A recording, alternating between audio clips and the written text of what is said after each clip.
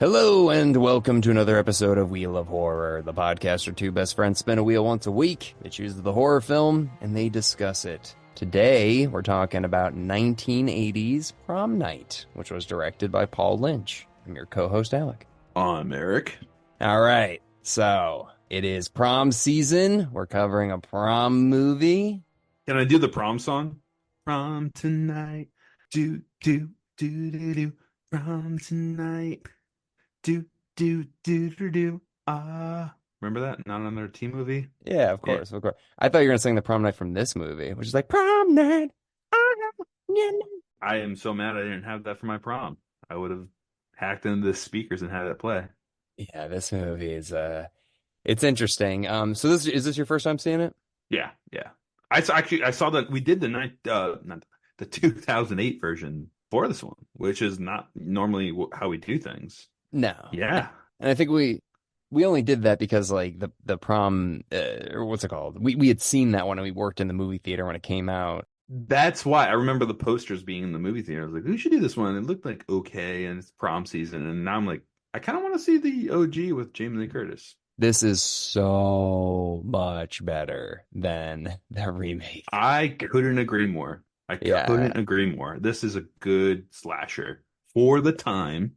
Yeah, it's got its flaws for sure, but I mean, this came out in 1980, so this is like before the slasher craze of the 80s like really, took off. So this was kind of just like a Halloween ripoff again, I guess. I mean, it clearly heavily influenced by Halloween 1 and 2 was out by now, right? 2? Halloween 2 was out?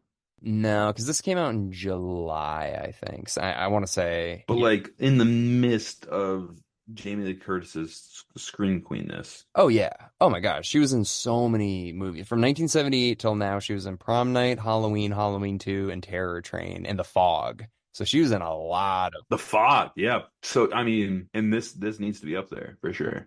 I feel like this is a good slasher film. It's Canadian, so it had a little bit of a lower budget, but the fact that you have Jamie Lee Curtis in it and Leslie Nielsen, those are two big actors at that time too. I mean, fucking Airplane just came out, like the same year as this. Can I also give you a reason why this was one of my films I wanted to put on the wheel was Jenna Ortega did Hot Ones, that hot sauce show on YouTube or whatever, and she said that like this is the blueprint for slasher films. I almost said splasher films, slasher films. This is the blueprint, she said? She said, if you want to find the roots of a slasher film or something along those lines, I have to find the quote. I have to find it. But she was like, Prom Night is a great blueprint or starting point, or I forgot how she phrased it, to if you want to get introduced to slasher films. Which I'm like, Jenna Ortega said that? She's like, what, 12? What? But I was impressed, and I was like, we have to do this. So... Well, I mean, if that's the quote, then I disagree. But I mean, if it's different, because like, dude, like there's Black Christmas that came out in 1974. There's Halloween. Friday the 13th came out like a couple months, maybe 2 months before this. I think it came out in May, I think. And then you've got Psycho. I mean, there's so many other slasher films that would have been. I would say Psycho is the first slasher in my mind, and then it goes from there. Yeah, and I think that kind of like really laid the bare bone foundation, and I think Black Christmas is like what really brought it into, like, then John Carpenter carried it forward, and then the 80s it became its own thing. But I think Black Christmas deserves a lot of credit. Yeah, it does. It does. Yeah. Like an obscene amount. I feel like it gets overlooked so much. And if you watch that movie now, you're like, dude, this must have come out after Halloween, right? And it's like, no, it's come out 4 years before. I'm also such a sucker for dates and Halloween and like special events as a birthday party, Halloween, prom night, Arbor Day. Garbage day. Yeah, no, I mean, this is a good slasher. This is definitely one, if you like 80s slashers, this is like before it got like out of control. Like this is like pretty grounded for an 80s slasher film because, it's from 1980. So it's before the Friday the 13th craze, before Halloween became, sequel ridden, all this stuff. It's pretty tame. The other thing is, this reminds me a lot of My Bloody Valentine. You seen that one? I've never seen that. Have you covered it on the podcast without me, with anyone else? No, so we should definitely put those on. There's also a New Year's Eve movie too, right? Or something. Yeah, New Year's Evil. Have you done that one? Nope. Honest Without Me? Nope. Dude, those two, winter slash into, and Valentine is on a Valentine's Day thing. Yeah, it's Valentine's. Dude, Done. there's Done. We're doing them. My Bloody Valentine is a Canadian slasher film from 1981, which I actually like more than this, but it's really good. And then they also remade it in 2009, just like Prom Night got remade in 2008. So, and I actually like that remake better too. So, yeah, My Bloody Valentine's pretty good, man. It's got the guy who's got like the gas mask on and a pickaxe, and it's like I think the killer in this is weak, like the look of him. So I think that like My Bloody Valentine or Jason, obviously, and Michael Myers, they just have a better presence than this guy. Just a black ski mask, you're like, eh.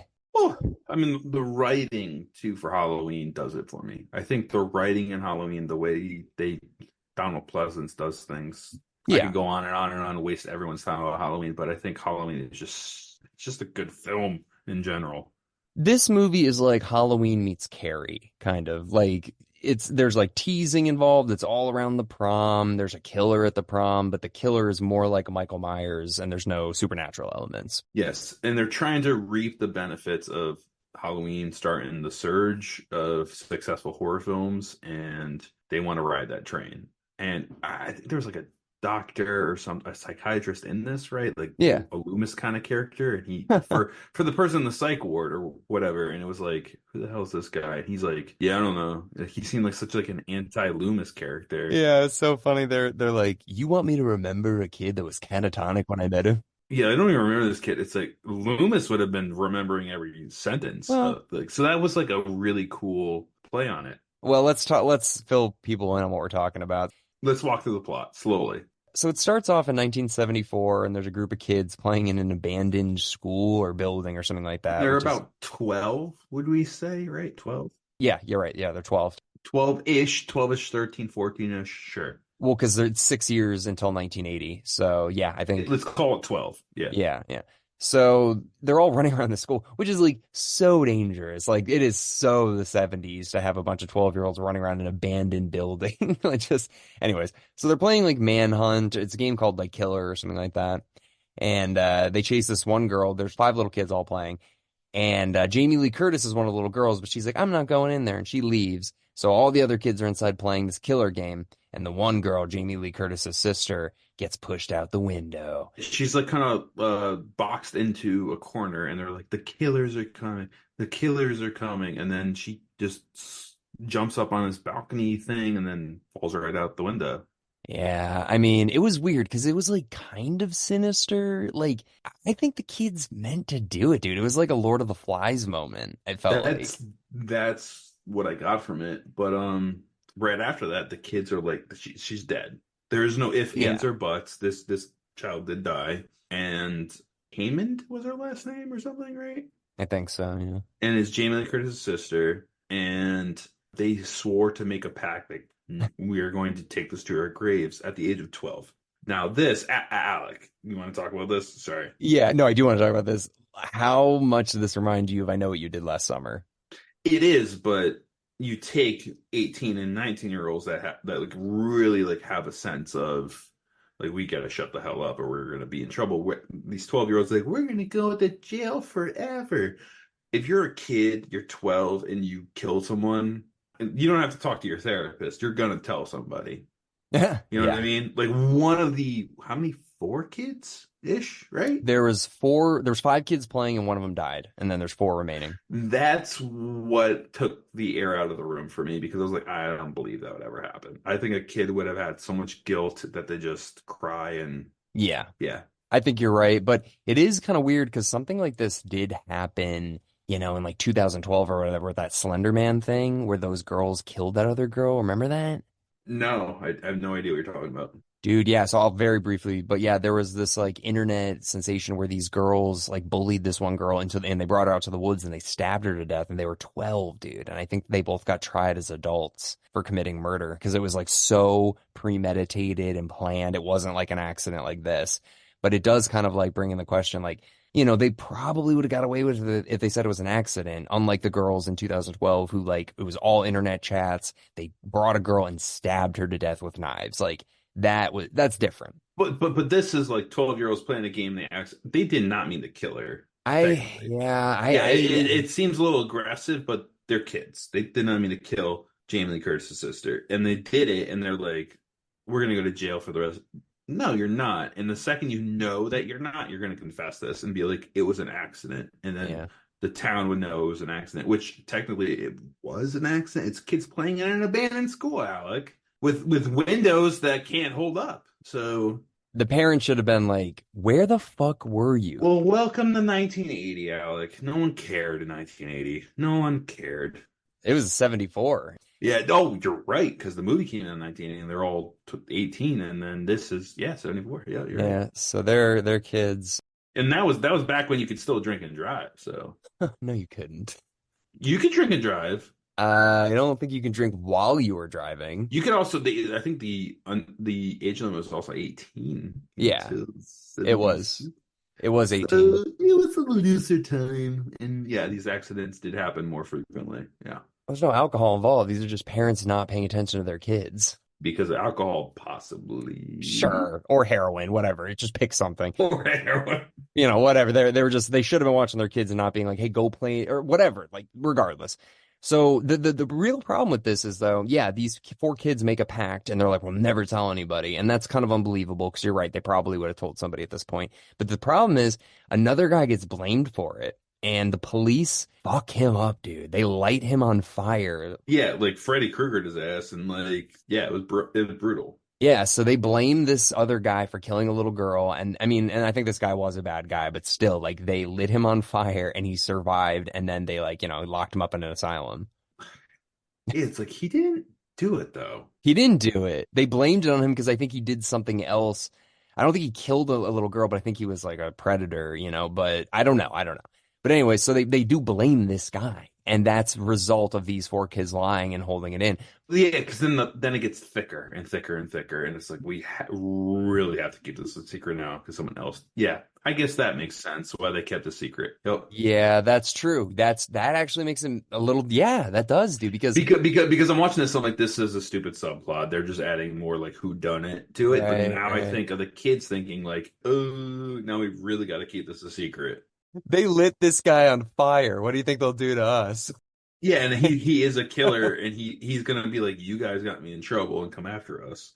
Yeah, yes. He should have added that as I a component know. of the kids getting back together, like and like meeting in like a secret place. That would have made me change my mind. Yeah. Yeah, I agree. I agree. Yeah, take out the fucking like 7-minute dance routine at the prom and just like, put one little No, scene no, of no, them. no, no, no, no. Keep that. There's All other right, things we all can right. take away. Anyway, so moving forward. We jump to 6 years later, and it's prom night, and Leslie Nielsen is Jamie Lee Curtis's dad, and they got the mom, and they got the brother, and the brother is the twin of the girl who got killed. So it's Jamie Lee Curtis, a little brother, their dead sister, and then the four remaining students or whatever that killed the girl, and they all grow up, and they're all going to prom. Did you think there was too many characters in this and it got confusing? Yes. Yeah. Or if honestly, if you're going to do this, this is a good chance to have some diversity because I couldn't tell these people apart. So let's walk through it. The opening scene. There's Jamie Lee Curtis. She leaves. There's a sister who dies, girl. There's Nick, I think his name is the only boy. There's Wendy, who is the girl who's like the boss, who's like, we're gonna go to jail. She was like the boss woman. And Yeah. then there was the other one who I can't recall, but she's like the one that we didn't need. If that makes any sense. Yeah, for sure. Absolutely. Because if they didn't do that recap scene where it's like the guy's calling all of them with the names and he's scratching off the names and it shows the picture of them young and old, I would have no idea who these people are. They don't have anything that's like interesting about them. They're all just kind of basic suburban white girls from the 70s. So there's nothing for me to like grasp onto. It's like, oh, that's a tattoo girl. That's the whatever. Like there was nothing. Yeah. It was a little tough. Yeah, there was too many characters. And so we're now where are we now? We're in 6 years later, right? Yeah, and it's prom and There's someone who's taken the blame who is a bad guy. He's a terrible yeah. person. And Leslie Nielsen's the dad, and he's not funny in this movie No, no, at not all. at all. There's no funny. I was like, shit, I was hoping for one joke. Nothing. Dude, it's this and then Airplane the same year, so it's such a contrast, which I think is good for him. It shows his range like crazy. I mean, he's amazing. I love, oh my God. there's one person I want still here on this earth, it's him. And Betty White. Betty White would be cool too. He always reminded me of my grandpa, my dad's dad, kind of Leslie Nielsen. I don't know why. I could see that. And Yeah. that's like yeah, that's nice. Yeah. But yeah, so Leslie Nielsen is the principal of the school that these kids all go to as well. And the movie starts off with everybody's getting a phone call from this, like, kind of just like in Black Christmas. They're getting a phone call. It's like, where are you? Like, hey Wendy, Wanna come out and play? Wanna come out and play? But like in a before Scream with the voice changer kind of thing. So it was like, oh, yeah, no, definitely. It's I feel like it's directly from Black Christmas, but I think it's inspired. It's Scream for sure. So yeah, so it's a guy just kind of calling, and then he scratches their names off the thing, the list that he has. And then we also find out that the killer, the guy that they lit on fire, escaped. And then you're like, oh shit, like okay, like he's gonna be the killer, probably. He's coming back to kill. timing is like absolutely fucking perfect right now. Well, timing's perfect, but also even the movie can't justify this because they say the line where the cop is just like, he got out. It's like, why? What is he doing? He's like, he wants revenge. And they're like, on who? Like, for what? On the kids that framed him, probably. They should have said that. That's what I was seeing while watching it. Yeah. But that's what they don't want to spoon feed it to you. They want you to come up with your own whodunit. No, for sure, for sure. But that's such a good red herring to have it say this guy is coming back to kill them to get revenge because he escaped. I don't know. I think that would have been cool for them to say that, and they don't. They're just like, he got out. But anyway, so yeah, dude, god damn it. They should have had a scene with the little kids. They're like, we saw him do it. Like that should have fucking happened. Yeah. So that guy escapes. There's another guy calling. Well, we think it's a killer probably. But anyway, so they're all going to prom. We find out, there's just like a bunch of kind of like bullshit about like Jamie Lee Curtis's ex-boyfriend's dating one of the other guys or girls. Whoa. Don't brush by that. It's so convoluted. So time out. 6 years ago, I know I killed your sister. Yeah. And I'm dating you. Yeah. That's crazy. That's like That's fucking crazy. I'm not okay with that on any level. If I did that, if like Alec, you're a girl. I'm a guy. I killed your sister accidentally when I was 12. I'm distancing myself from you my whole life. Yeah. To date her, it's like that's some Ted Bundy beyond shit. That is, to me, that is insane. Yeah, no, that was absolutely next level crazy. And he's also kind of like, still hooking up with the other girl that he killed the sister he's like with. Cool with it, but yeah, exactly. Oh my God, right? That's another layer. And he's like, yeah, like, and he's like, I'm not interested in her. And she could be like, well, you want to hear this? And like, she just brings it up and like, imagine. If she did, that's such self-sabotage for nothing. That would be insane. Oh my God. So I mean, like that's very creepy. And I also looked up that actor because I was like, what else has this guy been in? And he didn't really do much, but he did die of AIDS in 1994, which really, The guy played Nick. Yeah. So 4 years after this film, he passed away. Yeah, it sucks. No, like 14 years. I thought you said 84. Oh, 94. No, I thought you 94. said 84. Oh, I'm sorry. Yeah, so I don't know, because like his career ended after this, and I'm like wondering why. But yeah, they did some documentary about like Scream Queens and stuff like that, and they found his friends, and they're like, oh my God, he was in love with Jamie Lee Curtis when they were filming this, and they gave him some tidbits, but it's like, yeah, he just kind of went off the map. He pushed it too far, probably in the. I don't know, but yeah, so because not many other people in the film are that recognizable. However, the writer of this, or producer or writer, was on Halloween. And that's how they kind of made things happen. I read an article that said like Jamie Lee Curtis got this because the writer was involved with Halloween, one, and then two, Jamie Lee Curtis could dance, where not a lot of actresses could dance. Yeah, and I mean, obviously, like disco fever and all that stuff was still, it was dying down, but this might be the top 5 disco films I could think of. Yeah. Right? Top 3. Yeah, I mean, it's definitely up there. I mean, it's like Disco Madness is all over the place, and they've got the floor that lights up. Saturday Night Fever. I mean, Saturday, to me, it's like, all right, I'm going to do this. Saturday Night Fever, Prom Night. That's 1 and 2. Boom. I mean, what about Staying Alive? Isn't that disco? That's 83. That's a song. That's a movie. Too. Yeah, that's a sequel to Saturday Night Fever. The sequel? No. All right, okay. Anyways, yeah, it's disco heavy, and it's funny because it came out in 1980, and you're like, I think disco is like either dead now or about to die, but it was fading hard. Yeah. Yeah. So yeah, so it's very disco heavy, and Jamie Lee Curtis is the prom queen, and Nick is the prom king, and They decided before the prom, right? yeah, it's weird. They have like this whole like setup, and yeah, so they have to like get ready for that. But something that's one character that is fucking dude. I was like, who is this guy? Is Lou the like bully? Oh, they're gonna tell me Slick, but Lou, yeah, Lou's like this. Like I think they named him after Lou Ferrigno, if I had to guess, which is disrespectful to Lou Ferrigno because he's a gentleman and a scholar, and this Lou guy's this like big, bulky, potato ass asshole, right? Yeah. I mean, when I saw his face, I was like, what is this guy? Like, what the fuck is he? And yeah, I mean, he's like very sexually aggressive. He like, walks up to girls, kisses them, squeezes their asses and stuff. He just grabs Jamie Lee Curtis and starts making out with her or whatever. And she's like, get off of me. Like, are you kidding me? And this is in school. So the brother goes up and punches him in the face. Yeah, in our high school, we couldn't ask for seconds on breadsticks, let alone harass women in the hallway. Oh Like my God. what? Dude, first of all, this guy's No, no. He's smoking. He's smoking a cigarette in school and squeezing girls' asses and aggressively making out with them. It's like, holy shit. So the brother, Jamie Lee Curtis' brother, sees it, goes up and punches him, and then they both get Yeah, I dragged. love. I then he's fighting the shit out of him. Yeah, Dude, my favorite line in the movie is when they get into the office and it's like Leslie Nielsen, who's the kid's dad, who just punches Lou in the face. And he's like, I knew it. Lou says to Leslie Nielsen, he's like, I knew it. Leslie Nielsen's like, what did you know? That I was going to treat my son better because he's my son? Well, guess what? You're right. You're a plague on this school, and we've been looking to get rid of you for years. You're done. You're suspended. You're expelled. And I was like, oh shit. I mean a little nepotism. It is, but I feel like he was looking for any reason to get rid of him, and then he's like, great, you know what? I'm also going to throw some salt on the wound now after you're already. I was going to expel you no matter what you did, but now I'm going to rub a little salt on the wound because it's my kid.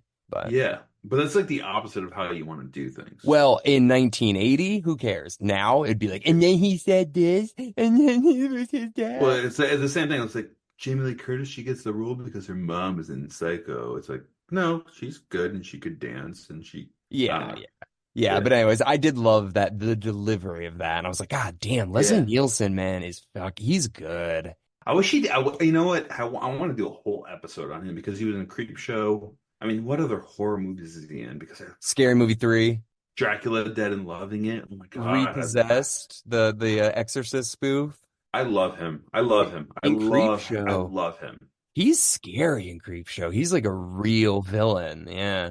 And he gets bit. Oh man, miss that man. Sorry, had to give a little nod to him because he's so missed. Canadian gem. Yeah. But yeah, so I mean, like the rest, I mean, the movie is a little bit of just kind of, it gets just convoluted with the kids kind of trying to sabotage the prom and getting jealous of everybody dating and everything like that. And like, I'm having sex with him. It's like, well, you shouldn't. And just, kind of regular teen bullshit talk. But there is a cool character, yeah, Slick, and he's got this truck or whatever. And he picks up Kim, I think, one of the girls, not Kim, but one of the other girls that killed the sister in the beginning. And dude, I gotta say, like, I'm skipping ahead a little bit, but I love the scene where they're in the van, they just had sex, and they're smoking weed or whatever. And she says, like, I'm gonna remember this night for the rest of my life or whatever. And then she immediately gets killed. But Like literally, he opens the back of the I door. know, I know. I But know, I know. dude, for a moment there, I was looking at that, I was like, dude, I kind of like remember that feeling of like you're right about to graduate high school. You're just kind of like, I don't know, like you're excited about things and like you have a night where you're just like smoking weed and just I liked that moment for some reason. Like this girl lost her virginity, it was a great experience. She's with this guy, they're smoking weed, they're hanging out. Like, I don't know. I liked it. And then she gets murdered. So that sucks. I mean, that's what all the horror movies do. They kill people that do that. I've just never, I don't know, I've never not wanted a character to die so bad. I've never looked at a character and been like, you know what? God damn, you're having a good night. And then just immediately gets murdered. Well, yeah, no, but like that was her like peak in high school moment almost. Like I'm so happy right now, and it's like immediately door open, knife to the Yeah. throat. That Yeah. sucks. I know. It's like not a care in the world. And then I was like, just like, ah. But yeah, I mean, let's talk about the killer a little bit. So the killer is just a guy in a black ski mask, black sweater, and black pants. Nothing extravagant, nothing clever, just black, Yeah, which also keeps it. The figure is also very thin. I thought it was going to be a woman when I first saw the character come out. I thought it was going to be the sister who was still alive. dude, a couple times I was watching it, I was like, I have a feeling it's the brother and Jamie Lee Curtis are doing it together, and they're gonna say that they both knew and that they were doing it. They So you thought got it was a collab, like kind of screen the ending of Scream, I thought it was gonna be Jamie Lee Curtis and the brother. I did because like it, I thought it like was a it. woman too, so I was like, oh, I wonder if Jamie Lee Curtis is in on it. But then it got, there was a couple shots where I was like, Like Jamie Lee Curtis was conning people and being the one who brought everyone in. yes, that's what I thought. I was like, oh, That's genius. I mean, that's almost better. yeah, because I was like, she kept everybody close, knowing that she would do this, and her and her brother have been planning this. Like, we'll do it on prom night, like sort of thing. Well, Like, spoiler, we know the killer is Alec. well, yeah, the killer is the brother, the twin brother. Who was there? His sister fell. Yeah, that's a little like shoehorn that at the end to make it make sense, but I guess it does because if not, then that would have given it away too early.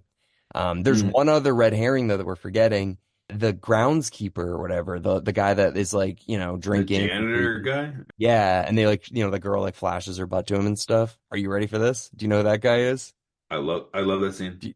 That actor dude, you ready? Well, hold on, but like the scene where like Alec, What? I almost woke my whole family up laughing so hard when she flashed her ass and it cut back to him and his tongue is like out and like to the side and I was dying laughing. I was like covering my mouth like, oh my God, this is the fucking funniest thing. But anyway, continue. Who is this fucking guy? You're gonna die.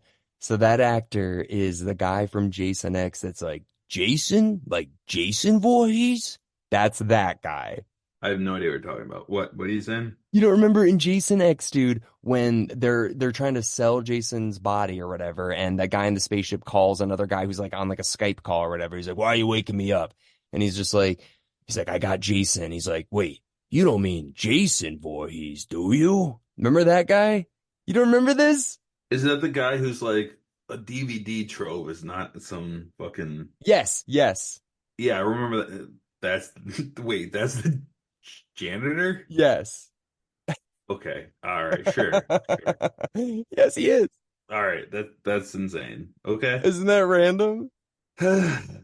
So I would do this, Alec. That's the most random shit I've ever heard. I just remember that we laughed about that so much in the Jason X episode. I like that guy. I mean, what is he? He reminds me of the guy from The Crow. Yeah, The yeah, yes, I know exactly. He was in Nope also. He's in Nope. yeah. Yeah, yeah. So anyways, I thought that was really interesting that he's also in Jason X and he's that specific guy. But yeah, that's another red herring that we're like, I bet it's the drunk groundskeeper guy who's creepy or Well, whatever. who was it that they made it that and they made the killer that escaped and they made it like too many like ABC killers, right? Yeah, but I mean, I guess they needed that because otherwise you would figure out pretty quick that it's the brother because in the third act he's not there at all, you know? So it's like, okay, it's definitely him. But I was thinking like, okay, it's him, but it's somebody else too. Yeah, so we got the cops that are kind of just like, patrolling the school, waiting for something to happen, and then all of the kids start getting killed off one by one. All of Jamie Lee Curtis's friends just get picked off one by one. And the one that I think is like the most drawn out and kind of interesting, but kind of just like, God damn, it just goes on forever. Is the Mary girl, Mary Beth or whatever? She's running away, going in from room to room, and then he just comes in and kills. You know what I'm talking about? The blonde girl, Yeah, yeah, that was one. the girl that like her boyfriend's a scumbag, and he's like, if you won't fuck me, I'll find somebody who will, and walks out, and then the killer. Yeah, yeah, they were in like the locker room or whatever they were in. Yeah, yeah. She died, but honestly, the slow mo like slitting the throat, like that was fantastic. Yeah, it's not too bad. But then Wendy, the one person you wanted to get killed hard, she was like the one who's like, we're not going to tell anyone, and Yeah, she's yeah, yeah. also making out with, and she gets killed kind of off screen. We don't get to see her get her resolve and her like her kill that we wanted. Yeah, that's what I was just talking about. Like she just is like, I don't know, they just it's a long drawn out kill for the like the hunt of it, but like the actual kill is not that great. Yeah, and then but Slick also Yeah. he flew off the cliff, which was Oh, insane. dude, how did they even get that? Like that exploded like the second it landed, and like I was like, how did they get that? Like honestly. Oh, well, let's talk about it right now. The numbers. We don't talk about the numbers too much, Alec. Prom Night came out July 18th, 1980. It's an hour and 33 minutes exactly. Its budget was 1.5 million. Its box office was 15 million about. Rotten critic score was 48%, Rotten audience 34%. So the way they got it was with that budget, Alec. The The budget's budget. 1.5, not 15 million. Did I say no, no, but it made 50 million. It says 15 or 6. No, but I also saw 14.5. Yeah, it's all over the place. So I'm rounding up. So I'm saying the budget, I'm gonna rephrase this. The budget was about 1.5 million. The box office was 50 million. So that's essentially like 7 to 8 times the profit. Yeah, but how do you blow up a car like that? I was just curious, like, from a technical standpoint, how do you do that? Propane and propane accessories. Yeah. I have no idea.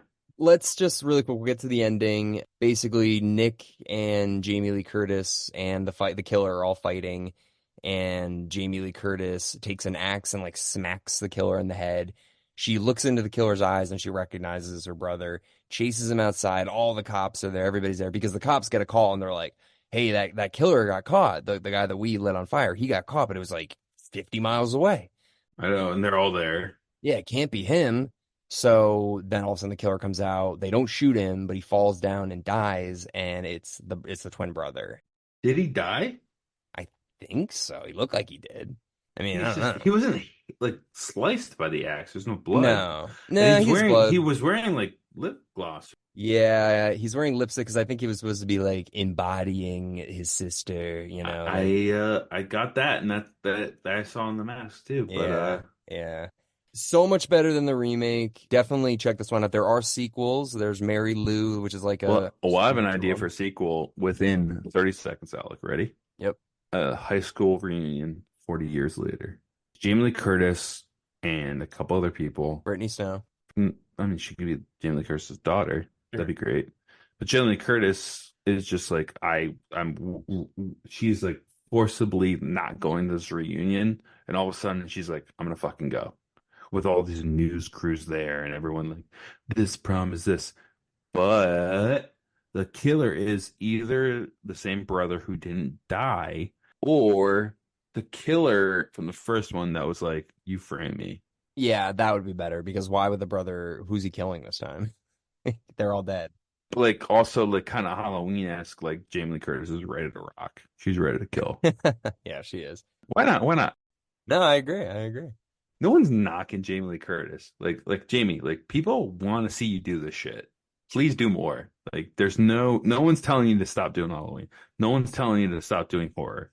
Please do more. We'd like that. Yeah. And Do some more Activia commercials. that too. Activity is Yeah. fine. Yeah, Yeah. but that's my take. All right.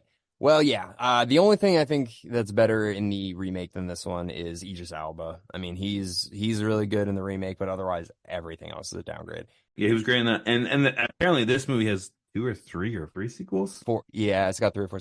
Anyways, yeah, let's spin the wheel. And we're spinning. Texas Chainsaw Massacre 2. Awesome. I don't remember who we have for a guest, but I will figure that out. And I think it's James Boylan, but we'll find out. But anyways, everybody, thank you very much for listening in, and we'll see you next week with Texas Chainsaw Massacre 2. Woo! Happy prom. Happy prom.